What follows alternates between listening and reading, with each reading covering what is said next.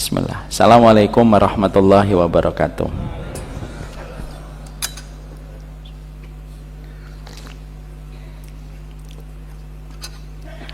Innal hamdalillah wassalatu wassalamu ala Rasulillah wa ala alihi wa sahbihi wa man tabi'ahum bi ihsan ila yaumil qiyamah. Kepada keluarga besar Masjid Al-Falah yang senantiasa mendapatkan tempat yang sangat terindah di hati saya, dan semoga kita senantiasa menjadi keluarga besar di dalam perjalanan taat kita kepada Allah. Menuju surga itu tidak akan bisa kita lakukan sendirian. Itulah yang menjadikan kita paham kenapa Nabi Musa ditemani Harun, kenapa Nabi Ibrahim ditemani Ismail, kenapa Nabi Zakaria ditemani Yahya, dan kenapa Nabi Muhammad ditemani Abu Bakar. Itulah yang menjadikan kita senantiasa mengharapkan kepada Allah, semoga kita bukan hanya diberikan ridhonya, tapi semoga kita senantiasa mendapatkan cinta dari orang-orang solih yang berakhlak mulia pada kehidupan kita. Siapapun yang mendapatkan teman dari kalangan solih yang berakhlak mulia, maka itulah yang memberikan energi dan memberikan kekuatan di dalam perjalanan kita ketika kita menuju kepada Allah semata. Inilah yang menjadikan kita senantiasa berharap, semoga kita sebelum meninggal dunia, setidaknya kita memiliki 40 orang solih yang menjadi teman dan menjadi sahabat kita, yang kiranya ketika kita menutup mata, 40 orang inilah yang datang menyolati kita dan memberikan testimoni dan kesaksian bahwasanya kita adalah orang yang baik, supaya kesaksian mereka menjadi kesaksian Allah di atas muka bumi ini. Inilah yang menjadikan kita harus senantiasa merenungkan hadis Nabi Sallallahu Alaihi Wasallam. Tidaklah seorang anak Adam ketika dia meninggal dunia lalu dia disolatkan 40 orang solih, 40 orang itu tidak berbuat syirik kepada Allah, maka sesungguhnya 40 orang solih yang tidak berbuat syirik, yang menyolatkan dirinya, itulah yang akan memberikan syafaat kepadanya pada waktu di hari kiamat. Inilah yang menjadikan kita berharap, kita tidak hanya mengharapkan cintanya Allah, tapi kita juga berharap semoga kita mendapatkan kecintaan orang-orang yang mencintai Allah. Kita berharap kecintaan orang-orang solih, kita berharap kecintaan kalangan solihat dengan kalangan solihat, supaya memberikan kekuatan kepada kita di dalam perjalanan hidup. Kalau ada di antara kita sesudah ngaji, kalau tiba-tiba di antara kita dihindarkan musibah, maka bisa jadi itu mungkin doa dari orang tua kita. Kalau ternyata orang tua kita sudah meninggal dunia, mungkin itu doanya dari teman-teman yang mencintai kita, lalu menyebutkan nama kita di balik malam-malamnya yang khusyuk ketika dia beribadah kepada Allah. Inilah yang menjadikan kita faham, menuju kepada Allah tidak bisa dilakukan sendirian. Menuju kepada Allah tidak bisa dilakukan secara ego, ketika kita merasa bisa sendiri dan kuat tanpa kehadiran orang lain. Tetapi ketika kita menuju kepada Allah, minimal ada 40 orang solih di handphone kita yang betul-betul mengenal kita dengan baik, dan merekalah yang memberikan testimoni bahwasanya kita baik, dan minimal 40 orang inilah yang datang ketika kita wafat mensolati kita dengan kesedihan, menyolati kita dengan linang air mata yang mereka tahan, lalu memberikan doa kepada kita, dan doa mereka menjadi sebab Allah memberikan syafaat di dalam kehidupan kita. Nabi Muhammad tidak hanya fokus memohon cintanya Allah, tapi Nabi Muhammad itu pun memohon cintanya orang-orang solih yang beliau perlukan, supaya mendukung dan memberikan kekuatan di dalam perjalanan beliau ketika menyampaikan dakwah. Makanya doa yang sering sekali saya sebutkan berulang-ulang, doanya Nabi salah satunya adalah Allahumma inni as'aluka hubbaka wa hubba man yuhibbuka wa hubba amalin yuqarribu ila hubbika. Nabi itu memohon kepada Allah 3 cinta, dan ternyata bukan hanya 1 cinta. 3 cinta apa yang dimohon oleh Nabi? Yang dimohon oleh Nabi adalah, ya Allah, aku mohon cintamu, aku mohon cinta orang yang mencintaimu dari kalangan solihin dan solihat, dan aku memohon kepadamu amal yang paling engkau cintai, yang mendekatkan aku kepada cintamu. Di situ Nabi menempatkan cintanya orang solih itu nomor 2 setelah cintanya Allah. Para ulama memberikan penjelasan, para ulama memberikan caption di dalam doa itu. Kenapa cintanya orang solih ditempatkan nomor 2 setelah cintanya Allah? Karena kita tidak akan bisa mendapatkan cintanya Allah sampai kita pun mendapatkan cinta orang-orang solih yang betul-betul memberikan kasih sayang pada perjalanan hidup kita.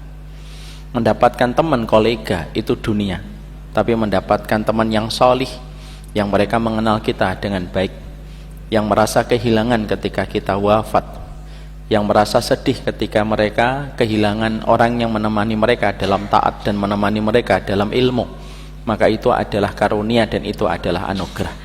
Inilah yang menjadikan kita memohon kepada Allah, ya Allah, janganlah Engkau haramkan kami untuk mendapatkan di antara umatnya Nabi Muhammad setidaknya 40 orang yang mencintai kita dan kami pun mencintai mereka, supaya ketika mereka wafat kami pun berdiri memberikan testimoni baik untuk mereka, dan ketika kami wafat mereka pun datang untuk menyolati kami.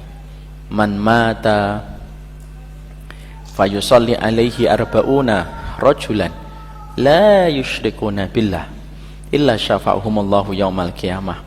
Tidaklah seseorang ketika terbujur kaku dalam wafatnya lalu mereka disalatkan 40 orang yang tidak berbuat syirik, kecuali kehadiran 40 orang itu memberikan syafaat kepadanya.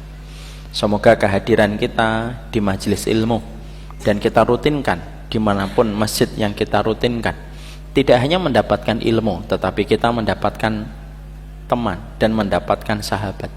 Kita mengenalnya, kita mengetahuinya, dan semoga mereka pun mendoakan kita ketika saatnya nanti kita berpulang menuju kepada alam barzah.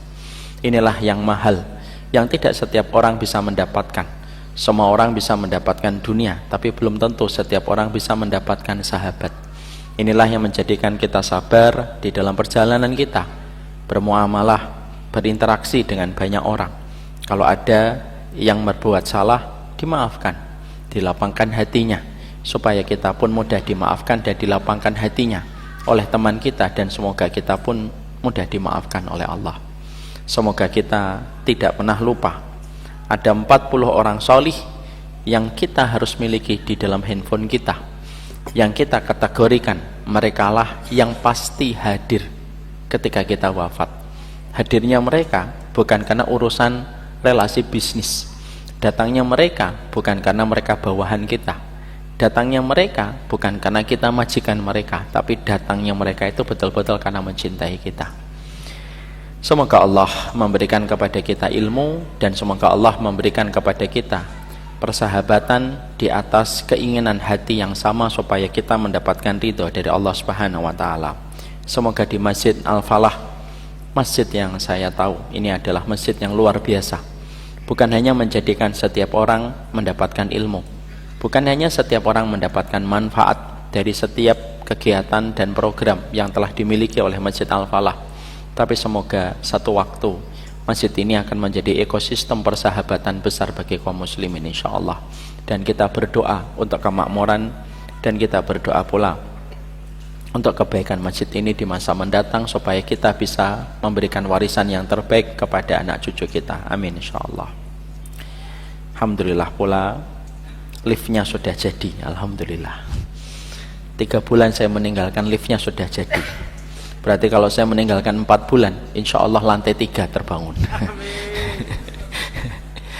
Alhamdulillah, tentunya senantiasa kita bersyukur kepada Allah semata.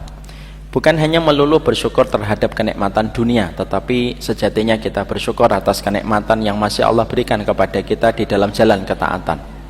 Berkumpulnya kita di taman surga pada kesempatan semacam ini mungkin tampaknya murah bagi mereka yang tidak paham akhirat, tapi ini merupakan perkara yang mahal bagi mereka yang paham tentang akhirat. Tidak ada yang memberikan hati kita supaya kita datang ke taman ilmu kecuali Allah semata, dan kesyukuran inilah yang kita syukuri. Setiap orang mendapatkan kenikmatan air, setiap orang mendapatkan kenikmatan nafas, setiap orang mendapatkan kenikmatan makan, tapi tidak setiap orang mendapatkan kenikmatan dilembutkan hatinya untuk datang di dalam majelis ilmu. Inilah perkara yang menjadikan kita bersyukur. Tidak ada yang menjadikan kita mampu datang, berkumpul, duduk, dan mendengarkan perkataan Allah dan perkataan Rasul kecuali adalah Allah yang memberikan kemudahan itu. Dan inilah Hakikatnya amal yang sangat kita syukuri. Inilah yang menjadikan kita bersyukur atas setiap kenikmatan ukhrawi yang kita peroleh dan kita dapatkan. Maka semoga dengan itu Allah memudahkan kita mendapatkan kenikmatan duniawi, dan semoga dengan itu Allah memudahkan kita untuk mendapatkan kenikmatan akhirat di dalam perjalanan kehidupan kita. Amin insyaallah. Agak direndahkan, ini agak terlalu keras volumenya.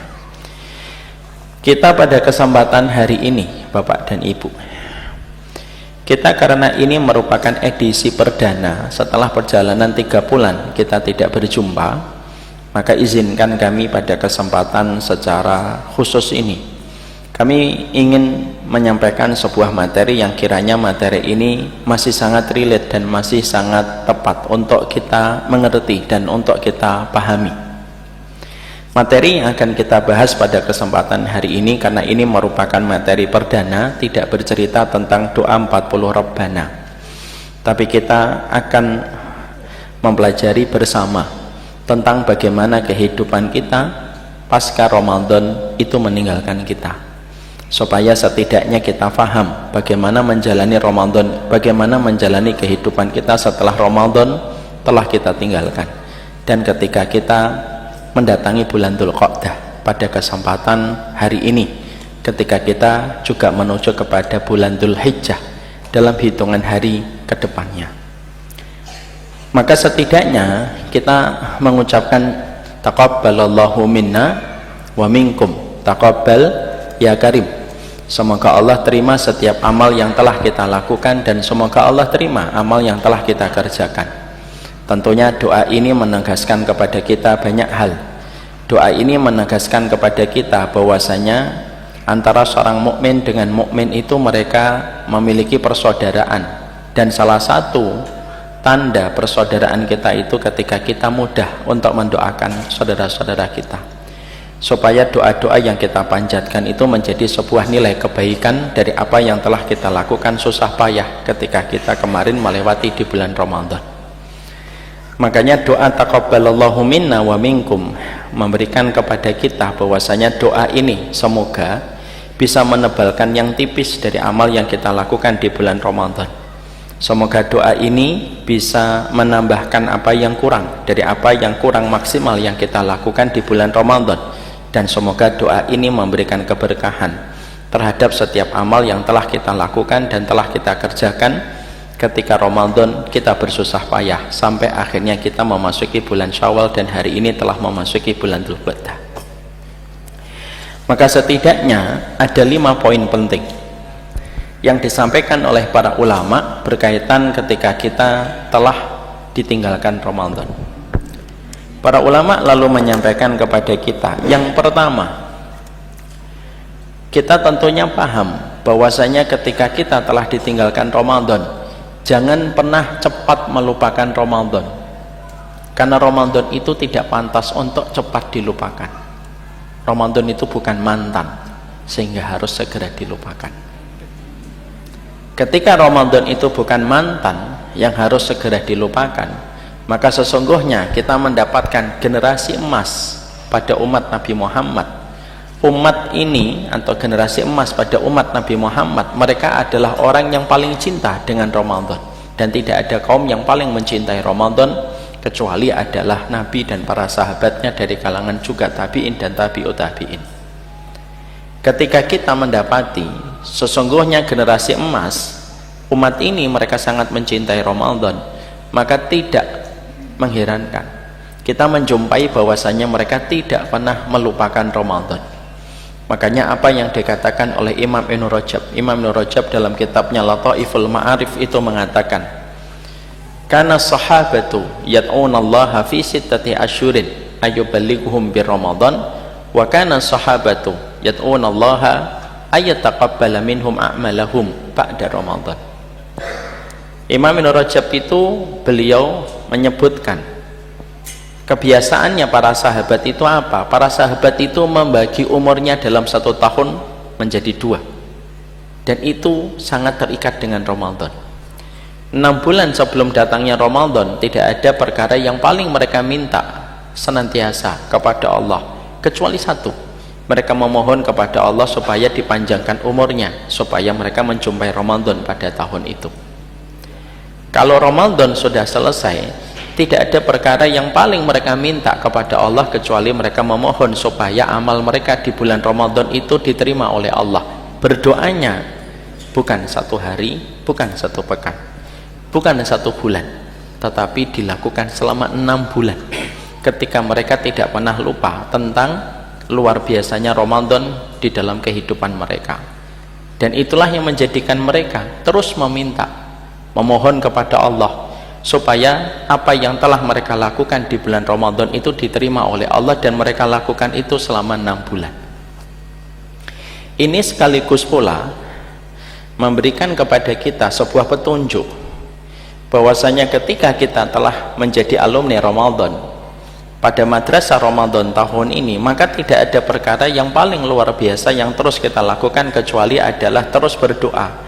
Dan jangan cepat dilupakan Ramadan itu, karena Ramadan sebagaimana tadi saya sampaikan, Ramadan itu bukan mantan yang sejatinya harus segera kita lupakan.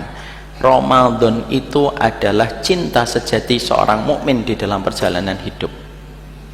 Makanya kita menjumpai dan kita mendapati ketika para sahabat itu berdoanya itu tentang Ramadan 6 bulan, karena mereka tahu Ramadan itu merupakan investasi besar pada kehidupan mereka ketika mereka nanti menyadari akan diadili oleh Allah. Dan tidak ada investasi yang paling besar pada kehidupan seorang mukmin kecuali 3: sabar kita, bagaimana kita ridho ketika memaafkan kesalahan orang, dan yang ketiga, apa yang telah kita lalui di bulan Ramadan itu merupakan investasi besar. Makanya akhirnya kita, supaya kita tidak lupa memori yang telah kita lakukan ketika Ramadan, dari tarawih, tilawah, begadang, maka ketika kita betul-betul menjadi pencintanya Ramadan, maka kita berdoa terus dalam setiap hari-hari yang kita lewati, sampai nanti kita di bulan Rabiul Awal dan Rabiul Tsani, kita berdoa supaya Ramadan ini diterima, karena sesungguhnya kita paham tidak ada yang mampu melawan takdir kecuali adalah doa. Dan ini merupakan ikhtiar bagaimana cara kita mengetok pintu langit supaya Ramadan kita, ketika kita merajuk kepada Allah dalam bentuk doa, maka ketika amal kita ada yang rusak, diperbaiki oleh Allah. Kalau ada yang tipis, ditebalkan oleh Allah. Dan kalau ada yang kotor, dibersihkan oleh Allah ketika kita rajin meminta kepadanya. Syekh Utsaimin rahimahullahu ta'ala, seorang ulama besar, beliau mengatakan tanda jujurnya orang di dalam meminta itu ilhah. Saya ulang kembali, tanda jujurnya orang ketika memohon dan berdoa kepada Allah itu ilhah. Ilhah itu apa? Mengulang terus, sebagaimana ketika anak jujur dengan apa yang dia minta kepada bapaknya ketika memohon mainan, maka dia terus merengek kepada bapaknya supaya bapaknya membelikan mainan itu, dan akhirnya bapaknya memberikan mainan itu kepada sang anak setelah anaknya setia, tantrum dan merengek tentang mainan itu kepada orang tuanya. Itu namanya ilhah. Maka sesungguhnya ini pun yang harus selalu kita dapatkan. Para sahabat memperlihatkan kepada kita bagaimana mereka ilhah kepada Ramadan itu dilakukan selama 6 bulan. Karena sekalinya Bapak Ibu, sekalinya Ramadan kita diterima oleh Allah, sekalinya satu saja Ramadan kita diterima oleh Allah, maka itu merupakan investasi besar yang berdampak pada profit yang besar pada kehidupan kita di akhirat ketika kita itu diterima oleh Allah amal Ramadannya. Maka inilah yang menjadikan kita memang betul hari ini sudah berada di bulan Dzulqa'dah, tapi keberadaan kita di bulan Dzulqa'dah, cinta kita itu masih tertuju pada Ramadan. Nanti kalau sudah sampai di Rabiul Tsani atau Rabiul Awal, kita berdoa semoga kita dipanjangkan umur kita berjumpa dengan Ramadan. Sudah muternya, patternnya itu kayak begitu saja kehidupan kita sebagai orang yang beriman ketika mencintai Ramadan. Makanya kita memohon kepada Allah, Rabbana taqabbal minna fi Ramadan. Ya Allah, terimalah seluruh amal kami di bulan Ramadan. Dan kita tidak pernah tahu di saat waktu manakah, pada saat ketika kita berdoa, ketika pintu langit sedang terbuka, Allah terima, lalu Allah jadikan setiap rengekan kita ketika kita ilhah, Allah terima, dan Allah jadikan Ramadan itu betul-betul menjadi pemberat mizan kebaikan kita. Dan itu amalan besar. Tidak setiap amal yang dilakukan oleh manusia secara otomatis diterima oleh Allah, kita harus paham. Tidak setiap orang yang menanam bisnis mereka sukses. Tidak setiap yang menanam padi mereka panen. Tidak setiap bawahan ketika memberikan laporan atasannya menerima. Kalau itu tidak sesuai dengan quality yang mereka tetapkan. Kalau orang yang menanam belum tentu panen. Kalau orang yang merintis bisnis belum tentu sukses. Sama, kita pun ketika kita melakukan amal pun belum tentu secara otomatis diterima oleh Allah. Dan orang yang beriman tidak boleh terlalu pede menganggap amalnya diterima, dan orang mukmin tidak boleh terlalu skeptis bahwasanya amalnya pasti ditolak.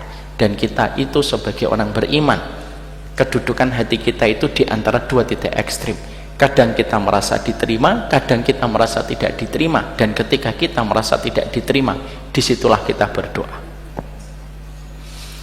Imam Ibnu Rajab berkata, rata-rata Imam Rajab itu berkata, para sahabat dan para tabi'in, setiap mereka habis beramal selalu berdoa. Kebiasaan yang mereka lakukan itu karena mereka meniru kepada bapak tercinta Nabi Ibrahim. Inilah Nabi Ibrahim ketika membangun Ka'bah, kecuali doa yang beliau panjatkan bersama Ismail adalah Rabbana taqabbal minna innaka antas samiul alim. Itu menjadi sebuah contoh bahwasanya sebuah kekuatan amal itu tergantung bagaimana kita melazimi setiap doa yang kita panjatkan, supaya doa itu bisa menjadikan apa yang kita lakukan diterima dan bisa mengubah takdir yang buruk menjadi takdir kebaikan ketika kita berdoa. Tidak ada yang mampu melawan sebuah takdir yang buruk kecuali adalah doa yang terus kita panjatkan kepada Allah. Ya. Makanya kita betul-betul melazimi ini. Kenapa para sahabat ketika habis Ramadan mereka berdoa, taqabbalallahu minna wa minkum taqabbal ya karim. Dan saya tegaskan, ini doa tidak datang dari Nabi secara langsung. Ini doa dari para sahabat, dan itu tradisinya para sahabat. Kenapa tradisi para sahabat ketika ditinggalkan Ramadan mereka berdoa dengan taqabbalallahu minna wa minkum taqabbal ya karim? Dan Imam Ahmad mengatakan itu merupakan tradisinya para sahabat. Maka sesungguhnya kenapa para sahabat itu berdoa semacam itu ketika mereka ditinggalkan Ramadan? Saking mereka pingin amal Ramadan mereka diterima. Bukan hanya mereka yang berdoa sendiri langsung kepada Allah, mereka pun menggunakan wasilah, mereka menggunakan perantara. Mereka mendoakan saudaranya supaya saudaranya mendoakan dia, supaya diaminkan malaikat, supaya amal mereka semakin menembus ke langit. Ketika mereka menggunakan wasilah dengan saling mendoakan di antara saudaranya ketika para malaikat akan mengaminkan. Itu saking mereka butuhnya supaya Ramadan itu diterima.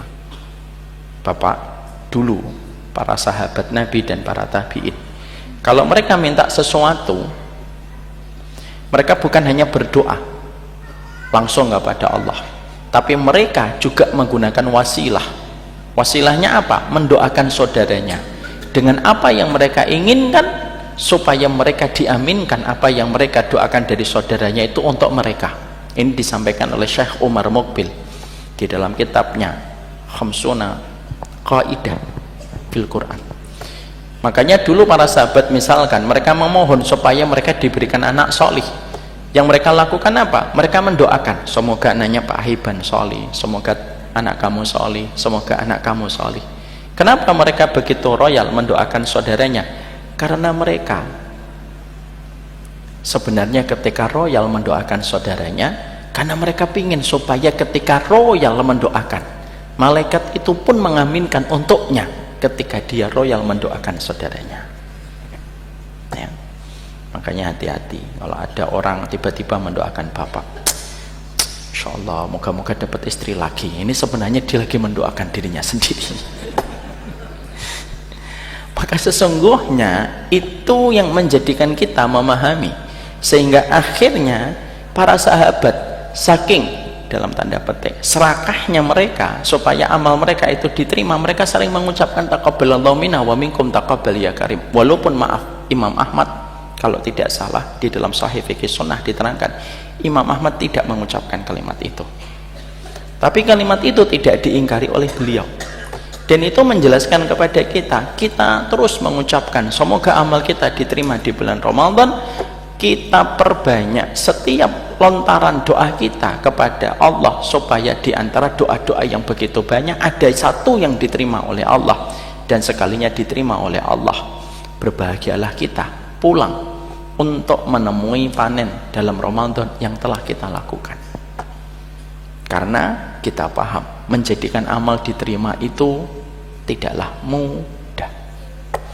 Ada seorang ulama salaf, saya lupa nama beliau. Beliau pernah bertransaksi ya, ketika beliau jual kain. Kain itu dibeli, dan setelah kain itu dibeli maka pembelinya pulang. Dalam perjalanan ternyata pembeli kain itu merasa di situ ada cacatnya pada kain yang baru saja dia beli. Dia putar balik, dia kembalikan kepada penjualnya dan mengatakan, ini kainnya ada cacatnya, aku tidak jadi terima. Maka ulama ini yang sekaligus profesinya sebagai tukang kain dan tukang dagang kain, ketika kainnya itu dikembalikan, maka beliau nangis dan sedih. Beliau berkata, aku menangis bukan karena kain ini kamu kembalikan, aku menangis karena sesungguhnya kalaulah kain yang ada nodanya, kain yang ada aibnya saja dikembalikan, bagaimana amal manusia ketika ada aibnya, ketika kelak dikembalikan oleh Allah. Ini yang menjadikan kita berdoa. Terlalu yakin amal kita diterima, itu bukan sikap Ahlussunnah. Terlalu suudon amal kita pasti ditolak, itu juga bukan sikap Ahlussunnah. Sikap Ahlussunnah itu diantara khauf dengan roja, antara takut dan berharap. Kita takut ditolak, maka kita berdoa. Kita berharap supaya diterima, maka kita meminta pertolongan lewat doa pula. Dan itulah yang menjadikan kita memahami ilhah itu penting, dimana banyak orang tidak paham ilhah setelah Ramadan itu selesai. Banyak orang ketika melihat Ramadan selesai dengan hilal, mereka tidak pernah ilhah, mereka cepat lupa dengan Ramadan. Ramadan tidak pantas dilupakan, dan itulah yang menjadikan akhirnya kita berdoa setiap waktunya. Kalaupun ada kerusakan pada Ramadan yang telah kita lewati, semoga merajuknya kita dalam bentuk doa, menjadikan Allah memberikan kebaikan pada apa yang kita lakukan setelah kita rajin berdoa, setidaknya sampai di bulan Muharram atau Rabiul Awal atau Rabiul Tsani, kita terus berdoa sebagaimana role model yang kita contoh dari kalangan sahabat ketika memberikan contoh kepada kita tentang itu. Intinya apa? Yang pertama, kalau kita Ramadan, Ustadz, ilhahnya harus hadir, merengeknya harus selalu ada setiap waktunya. Dan sesungguhnya Ramadan investasi besar. Ketika Ramadan itu investasi besar, maka tidak ada yang kita lakukan kecuali memastikan investasi ini diterima oleh Allah Subhanahu wa Ta'ala. Orang yang terlalu pede biasanya tidak berdoa. Orang yang mereka terlalu pesimistis, nanti dia berburuk sangka kepada Allah. Dan kita sebagai orang yang meniti jalan Ahlussunnah, ketika kita meniru para sahabat Nabi, kita diantara takut dan harap yang menjadikan kita berharap semoga kita diberikan kebaikan Ramadan, setidaknya doa yang kita panjatkan setiap waktu dan setiap saatnya kepada Allah. Jangan cepat melupakan Ramadan. Ramadan itu bukan mantan yang harus segera kamu lupakan. Itu yang pertama. Yang kedua, tentunya setiap dari kita harus memahami betul bahwasanya perhatian kita kepada Ramadan, maka sesungguhnya perhatian kita kepada Ramadan itu setelah selesai bukan hanya bagaimana kita senantiasa merutinkan ilhah, tapi perjalanan kita setelah Ramadan itu selesai, maka setidaknya adalah jangan sampai kita melakukan amal-amal yang kiranya amal itu bisa merusak amal Ramadan kita. Karena ada dosa, Pak. Yang dosa itu memberatkan mizan keburukan kita, tetapi ada dosa yang memiliki kriteria menghapuskan amal kebaikan kita. Ya, dan sering saya sampaikan, kayu ada perusaknya bernama rayap, gula ada perusaknya bernama semut dalam tanda petik, tembok ada perusaknya bernama jamur. Sama amal pun ada perusaknya, dan amal perusaknya ini betul-betul harus selalu kita perhatikan. Jangan sampai apa yang telah kita lakukan susah payah, begadang, tilawah, mungkin sebagian dari kita ada yang sampai zakatnya 100 juta, 200 juta. Mungkin ada di antara kita yang zakatnya sampai 500 juta. Ya, Pak Iban, insyaallah. Jangan sampai itu menguap. Disebabkan apa? Disebabkan karena kita melakukan tindakan-tindakan yang tidak kita sadari. Tindakan itu sangat berpotensi besar menghapuskan apa yang telah kita lakukan walaupun dengan susah payah. Jangan sampai dosa kita sebagaimana gelombang air laut ketika menghapuskan jejak orang yang berjalan di pinggir pantai. Saya ulang kembali, ada kata-kata bagus dari seorang penyair, cuma saya tidak hafal matanya. Janganlah kita melakukan dosa sebagaimana gelombang air laut yang menghapuskan jejak kebaikan yang ditinggalkan seseorang di pinggir pantai ketika tersapu dengan air laut, menyeretnya ke tengah lautan, jejaknya itu hilang.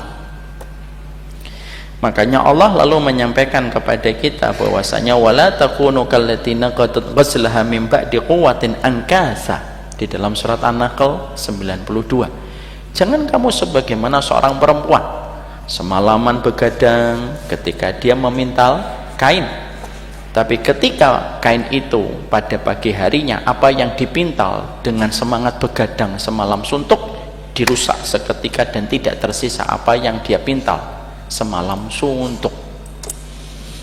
Allah juga mengatakan kepada kita di dalam surat Muhammad 33, wala tubtilu a'malakum, jangan kamu membatalkan amal-amal yang telah kalian lakukan. Karena ternyata banyak orang tidak sadar, terkadang amal dikerjakan tetapi tidak sadar dia yang menghancurkan amal yang dia perbuat.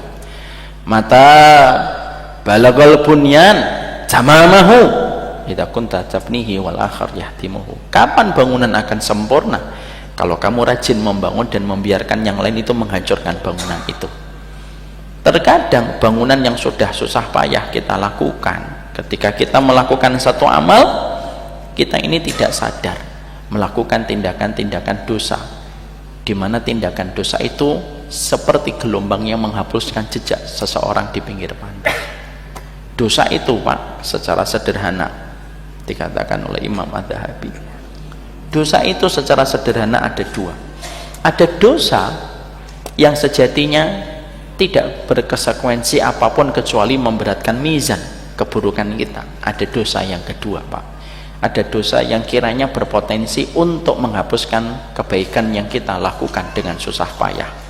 Surat An-Nahl 92, surat Muhammad 33 itu menegaskan tentang fenomena orang yang melakukan amal tetapi mereka merusak amal mereka sendiri di hadapan Allah. Sekarang apa yang sering kita lakukan tidak kita sadari bisa merusak amal Ramadan kita. Ya, apa yang bisa?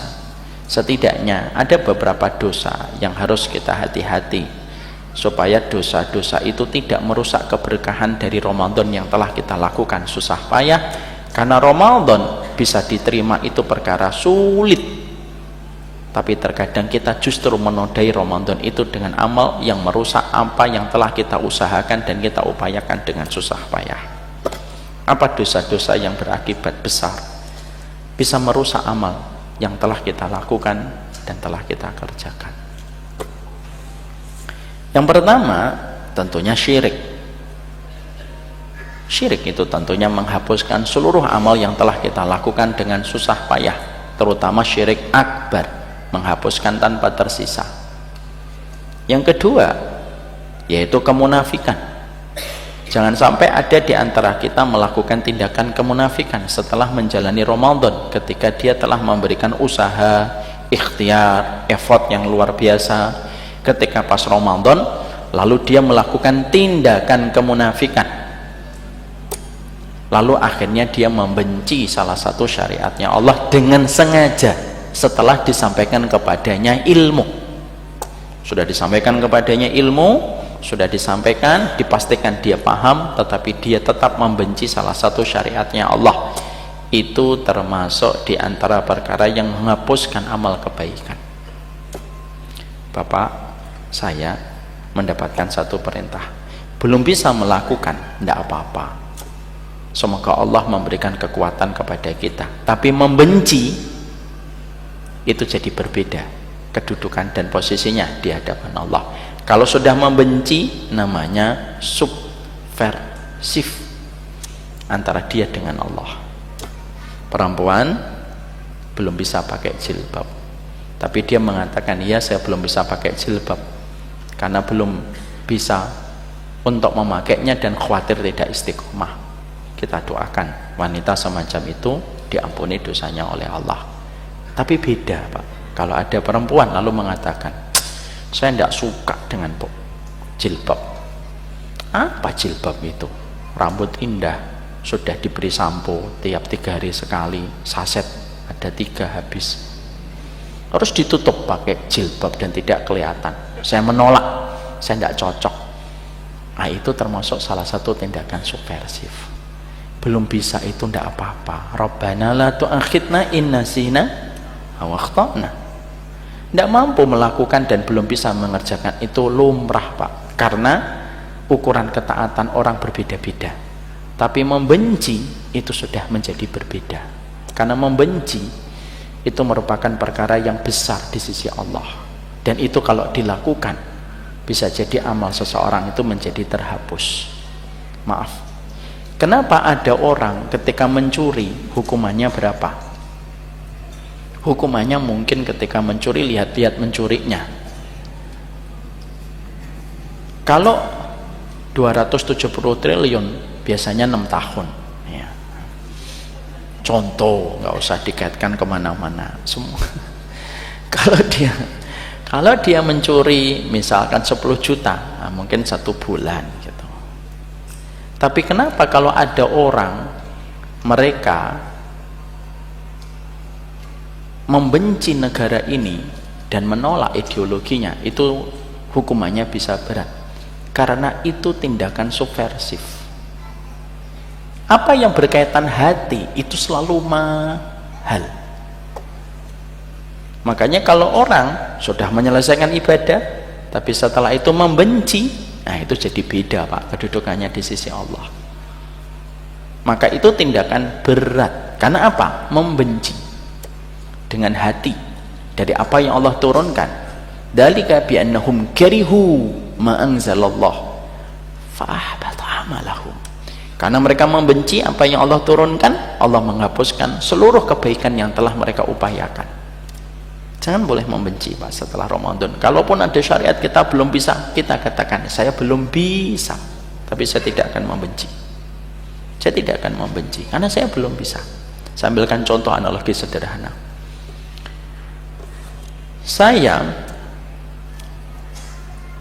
Jangan sayalah orang lain. Ada orang Pak mendapati istrinya punya kekurangan. Kekurangannya apa? Kekurangan istrinya itu kalau masak tidak bisa membedakan antara gula dengan garam, sehingga minum teh keasinan, makan sayur kemanisan. Kalau ada perempuan kayak gini, ya Allah, semoga sabar suaminya dan semoga banyak pesan makan di luar untuk membesarkan UMKM pengusaha muslim. Kalau ada seorang laki-laki Pak mendapati istrinya belum bisa masak, bukan hanya itu saja, kalau bebersih selalu belang-belonteng Pak, cemong, sini bersih, sini tidak bersih, sini bersih, sini tidak bersih. Biasanya para laki-laki itu sabar memaafkan. Tidak apa-apa mas, saya tidak bisa masalah. Tidak apa-apa, kamu saja di rumah ini aja aku sudah berbunga-bunga kok. Entah nggak usah cie-cie gitu Pak Ivan. Aku ini melihatmu tuh sudah berbunga-bunga tanpa aku menyirami bunga ini di hatiku. Aku tidak bisa nyapu, masalah tidak apa-apa. Banyak orang yang nanti bisa gantiin kamu. Kenapa? Kekurangan-kekurangan itu biasanya orang suami memaafkan. Tapi maaf Pak, kalau kekurangan istrinya bukan masalah masakan, bukan masalah membersihkan rumah, tapi kekurangan istrinya itu dia mencintai seseorang selain suaminya, kira-kira suaminya bisa nggak untuk mudah memaafkan? Berat. Kenapa berat? Apapun yang berkaitan hati itu jadi mahal. Itu pula yang diingatkan para ulama, apapun amal, setelah kita beramal pastikan jangan tersengat dengan kesyirikan. Yang kedua, jangan sampai kita membenci salah satu syariatnya Allah hanya karena kita tidak mampu. Kalau belum mampu, ngomong jujur aja sama Allah, belum mampu ya Allah. Ketidakmampuan kita ketika kita jujur, sebagaimana jujurnya Nabi Adam ketika habis melakukan kesalahan dengan mengatakan Rabbana dzalamna anfusana, itu merupakan jujur yang dicintai oleh Allah. Kalau ada di antara orang habis Ramadan melakukan amal, setelah itu membenci syariat, maka yang kedua, perkara itu bisa menghapuskan amal kebaikan dan seluruh amal yang dia usahakan dan upayakan, sebagaimana pasir yang tersapu dengan angin ketika di atas batu yang licin, hilang, tidak tersisa. Jangan subversif sama Allah. Semua syariat saya terima ya Allah. Ada yang bisa saya lakukan, ada yang belum saya lakukan. Yang belum bisa saya lakukan, tolong saya ya Allah. Kalau ada yang masih saya kerjakan walaupun itu dosa, ampuni saya ya Allah. Ada yang belum saya bisa, ada yang bisa belum saya untuk tunaikan, bantulah kuatkan saya bisa melakukan itu. Itulah sikap yang terbaik walaupun kita belum melakukan dan belum bisa untuk mengerjakan. Jangan ada penuntut ilmu yang membenci apa yang Allah turunkan, karena setiap syariatnya Allah tidak ada satupun yang salah. Akal kita kalau belum menjangkau, itu karena akal itu berprosesnya pelan. Wahyunya Allah bersifat otentik dan mengikat secara absolut Pak. Akal itu akan mengikuti kebenaran yang absolut yang diturunkan oleh Allah. Kalau akal kita belum mampu menjangkau tentang satu titik, biarkan iman yang bicara. Ketika akal tidak bisa menjangkau dalam perkara pada saat ini ketika kita belum mengetahuinya. Saya Pak baru saja dikirimin, ada seorang dokter ngirimin saya DM, Ustadz tahu berapa ruas tulang yang ada pada seluruh tubuh manusia? Saya jawabnya sembari bercanda, ya 360 ruas tulang sebagaimana hadis dok. Betul.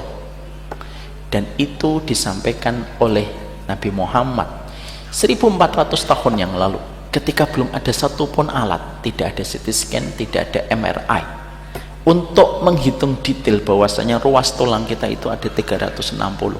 Nabi bukan dokter, tapi Nabi menyebutkan tepat, tidak ada perselisihan walaupun cuma satu ruas. 360 ruas tulang itu harus diberikan sedekah setiap pagi. Itulah yang dinamakan dengan syariat. Diterima. Akal kita belum menjangkau, beriman dulu, akalnya nanti menjangkau. Satu persatu kita akan mendapatkan itu. Saya Pak, ini obrolan sedikit. Sudah isya belum? Sudah ya? Oh sudah isya ya? Ya sudah kalau isya. Tapi saya sampaikan satu. Saya kemarin Pak, selama bulan Ramadan ketika kita tidak bertemu, pas Ramadan itu sebenarnya saya mau ketemu Bapak, tapi Pak Hiban nggak memperbolehkan saya karena Ramadan itu diliburkan. Saya banyak belajar tentang masalah hati, Pak. Saya mendapati ada satu perkataan seorang psikolog, dan ini disinyalir merupakan perkataan yang diaminkan oleh banyak psikolog. Apa perkataan itu, Pak? Penyakit fisik 80% itu karena emosi yang tidak terselesaikan. Itu kata psikolog. Dendam, marah, benci, trauma, luka, itu termasuk emosi yang tidak terselesaikan, dan itu ternyata pemicu penyakit sebelum kita bicara tentang makanan sebagai pemicu penyakit. Bapak tahu, saya mendapatkan satu tadabbur insight dari hadis yang sangat terkenal yang kita sudah sering mendengarnya. Nabi itu mengatakan apa? Ala inna fil jasadi mudghah fa idza fasadatil jasadu kulluh fa idza saluhatil jasadu kulluh. Nabi mengatakan, di dalam tubuh manusia ada sekerat daging. Kalau sekerat daging ini baik, perhatikan pemilihan diksinya Nabi. Nabi tidak mengatakan kalau sekerat daging ini baik, seluruh amalnya akan baik. Dalam beberapa riwayat Nabi tidak menyebutkan amal. Tapi apa, Pak? Coba dicek hadis. Kalau sekerat daging ini baik, jasadnya akan baik.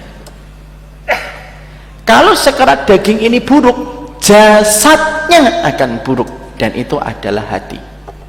Nabi lalu mengatakan kepada kita secara implisit, jadi ketika daging kita, Pak, sekitar hati kita baik, pankreas kita baik, jantung kita baik, liver kita baik, ginjal kita baik. Kenapa? Hatinya baik. Tapi kalau ada orang hatinya buruk, menyimpan dendam, trauma, susah memaafkan, suka suudon, negatif thinking, suka berpikir buruk tentang masa depan. Kalau hatinya buruk, yang pertama kali merasakan dampaknya itu adalah jasadnya pun akan menjadi buruk. Makanya ada seorang profesor, Pak, saya ini lagi mengkaji ilmu dengan beliau. Ada seorang profesor, saya sebutkan nama profesornya, boleh minta waktu ya sebentar. Ada seorang profesor itu yang saya follow, itu sampai beliau itu membuat sebuah testimoni dengan penelitian saintistik. Beliau mengatakan, orang kalau dendam, kortisolnya naik, Pak, imunnya turun. Dan kortisol itu salah satu komponen dan salah satu trigger yang menyebabkan terjadinya penyakit kanker dalam beberapa penelitian. Itulah kenapa di dalam Islam, kenapa narasinya memaafkan. Memaafkan. Kenapa narasi suami istri? Bapak kalau membaca ayat yang menceritakan tentang suami istri, tidak ada kata-kata mahabbah, nggak ada, Pak. Cek di dalam Quran. Ya, kalau nanti Bapak ketemu, insya Allah kita makan rawon. Kalau Bapak membaca di dalam Quran, narasi keluarga itu tidak ada kata narasi mahabbah untuk suami istri. Narasinya apa? Memaafkan. Wanca'fuwa aqrabu littaqwa, dan memaafkan lebih dekat kepada ketakwaan, dalam surat Al-Baqarah 237. Kenapa narasi di dalam Quran itu ketika bicara rumah tangga itu memaafkan? Karena memaafkan itu menjadi sumber kebaikan dalam hidup. Apa yang kita dapatkan? Itulah syariat. Dia selalu lebih terdepan daripada akal yang memproses sesuatu. Sebelum para psikolog mengatakan penyakit fisik 80% ditimbulkan karena emosi yang tidak terselesaikan, Nabi sudah berkata. Makanya Nabi menggunakan diksinya itu apa? Jasad. Kalau hatimu buruk, jasadmu akan terkena dampak buruknya. Kalau hatimu benar, maka jasadmu pun akan benar. Dan itu disebutkan sebagai bentuk qiyas aula. Qiyas aula itu apa? Kalau jasadnya baik, apalagi amalnya, apalagi kualitas hidupnya. Makanya yang kedua, Jangan pernah ada di antara kita membenci syariat walaupun belum bisa untuk melakukan dan mengamalkan. Belum bisa, jujur, belum bisa, ya Allah, ampuni saya. Tapi jangan pernah membenci syariat. Yang ketiga, Pak, saya tuntaskan karena maaf saya habis isya. Qadarullah tidak bisa, ada tamu saya dari Surabaya. Iya, bentar ya. Yang ketiga, Pak, jangan ada kesombongan setelah kita beramal. Seakan-akan bahwasanya setelah kita beramal itu menjadikan kita sombong. Ada yang tilawahnya kemarin jusnya hatam 5 kali, ada yang hatam 3 kali, ada yang hatam 7 kali. Sudah, tutup. Jangan sampai kita merasa tinggi dengan amal yang telah kita perbuat, karena rahmatnya Allah tidak pernah menyapa hati yang tinggi. Karena orang yang merendah adalah orang yang paling mudah mendapatkan rahmat. Itu yang ketiga. Yang keempat, jangan ada di antara kita selepas Ramadan dan kapanpun menggugat takdir dan mencela takdir. Bapak tiba-tiba dipertemukan dengan satu takdir yang tidak baik, jangan mengatakan, apa ini kok masih gini, kurangnya apa sih saya? Jangan. Ya, karena Rasulullah SAW itu bersabda, fima makna, lau anfaqta misla jabala Uhudin, maka bilallahu minka hatta tu'mina bil qadari khairih wa syarrih. Kalaupun kamu berinfak dengan satu gunung Uhud emas, tidak ada satupun yang diterima oleh Allah sampai kamu beriman kepada takdir. Jangan ada, Pak, nanti habis Ramadan tiba-tiba ngomong, saya tuh nggak pantas diginiin sama Allah. Loh, kok nggak pantas? Hidup itu miliknya Allah. Ridho sama takdir. Kalau Bapak lagi diuji berat dengan takdir, katakan, raditu billahi robba wa bil islami dina wa bi Muhammadin Nabi wa Rasulah. Ridho sama takdir. Yang kelima, jangan ada pertengkaran. Jangan ada pertengkaran. Pertengkaran itu menyebabkan Allah tidak akan menerima amal kita dan tidak akan menyebabkan kita diampuni. Tuftahu abwabul jannah yaumul isnin wa yaumul khamis. Sesungguhnya pintunya surga dibuka pada hari Senin dan Kamis. Fayaghfiru liman yasha. Allah mengampuni siapa di antara hambanya yang Allah kehendaki, kecuali dua. Satu yang berbuat syirik, yang kedua wa yakunu bainahu wa bainahu syahna. Kalau ada orang yang bertengkar, bertikai, maka Allah menyampaikan kepada malaikat, tahan ampunan kepada orang-orang itu sampai mereka berdamai. Sampai mereka berdamai. Saya kalau dapetin Masjid Al-Falah, pengurusnya bertengkar, kira-kira saya mau nggak membantu ke Al-Falah? Enggak. Istri saya nanya, Bi, kok yang bantuan 3 miliar nggak jadi ke Masjid Al-Falah gitu? Nah, insya Allah. Iya, Al-Falahnya lagi bertengkar. Al-Falahnya lagi bertengkar. Biarkan mereka itu damai dulu. Kalau mereka sudah damai, baru kita berikan bantuan kembali kepada Masjid Al-Falah. Itu menjelaskan kepada kita, kalaulah pertengkaran saja itu menyebabkan kita sebagai orang di luar, di pertengkaran itu kita tidak akan menitipkan apa-apa lagi kepada mereka sampai mereka itu berdamai. Begitulah cara kerja ketika kita memahami Allah. Kenapa orang yang bertengkar itu tidak mendapatkan ampunan? Karena pertengkaran itu merupakan sesuatu yang tercela. Bapak tahu nggak kenapa Lailatul Qadar itu akhirnya tidak diketahui? Hampir-hampir Nabi menyampaikan, karena ada sahabat yang lagi bertengkar. Akhirnya Lailatul Qadar itu tidak terjelaskan kepada kita kapan tepat waktunya, gara-gara ada orang bertengkar. Itulah yang menjadikan kita tuh jangan bertengkar, jangan bertikai. Ya, kalau kita tidak setuju terhadap satu pendapat, sampaikan dengan cara yang baik, nggak usah bertengkar, nggak usah bermusuhan, nggak usah bermusuhan. Jangan jadikan hadisnya Nabi untuk memisahkan Nabi dengan umatnya, dan jangan jadikan hadis Nabi untuk membenarkan sikap kita untuk mencaci maki orang. Bapak tahu nggak siapa orang yang paling ketemu dengan Nabi? Rasul. Siapa yang paling pengen ketemu dengan umatnya Nabi? Rasul, Pak. Apa Apa tulisan di atas makamnya Nabi Muhammad? Syafaati li ahlil kabair min ummati. Syafaatku itu untuk para pelaku dosa besar di antara umatku. Apa yang kita pahami dari message hadis itu? Nabi orang yang paling kangen dengan umatnya walaupun dia pelaku dosa besar. Kita apa? Memakai hadis riwayat Muslim, Bukhari justru untuk memisahkan Nabi dengan umatnya, lalu kita menghalalkan pertikaian kita. Janganlah, janganlah. Semoga Allah rahmati kita. Jadi yang kedua yang kita pahami adalah jangan sampai melakukan amal yang bisa membatalkan amal kebaikan yang telah kita kerjakan. Yang ketiga, yang terakhir, 1 menit 2 menit saja. Yang ketiga, siapapun yang ingin melihat amal Ramadannya itu diterima oleh Allah, perhatikanlah hari-hari kita hari ini. Siapapun yang masih menjaga sholat malamnya, itu reward dari Allah. Bapak masih diberikan kekuatan untuk sholat malam walaupun witir.